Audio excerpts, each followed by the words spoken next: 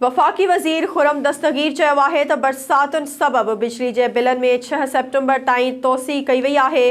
जंहिं सारिफ़ जो 200 यूनिट खां वधीक जो इस्तेमालु आहे उन्हनि खे नवां बिल जारी कया वेंदा। SS न्यूज़ जे रिपोर्टर एजाज़ लगारी मूजिबि हैदराबाद में मीडिया सां ॻाल्हाईंदे वफ़ाक़ी वज़ीर खुर्रम दस्तगीर चयो त घरेलू सार्फ़िन लाइ बिजली जो बिल अदा करण जी आख़िरी तारीख़ 6 सेप्टेम्बर ताईं वधाई वई आहे। बरसातुनि जो असरु वापडा ते बि थियो आहे ऐं केतिरियूं ई ग्रिड स्टेशनूं पाणी हेठां आहिनि। जिन फीडरनि में पाणी जी नेकाली जो कमु हली रहियो आहे उते लोड शेडिंग न कई वेंदी।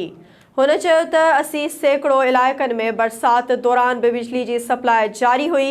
हेस्को रीजन में बरसाति दौरान दौड़ ऐं झिरक समेत 3 ग्रिड स्टेशनूं बंदि पियल हुयूं जिन जी मरम्मत करे फ़ाल बणायो वियो आहे।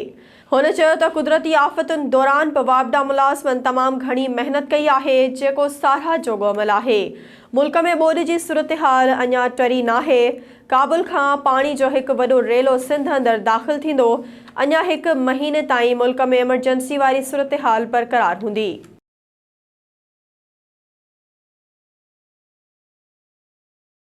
नाज़रीन, वधीक ख़बरुनि अपडेट्स लाइ ॾिसंदा रहो SS न्यूज़ वेब चैनल। असांजे चैनल खे लाइक ऐं सब्सक्राइब करणु न विसारींदा।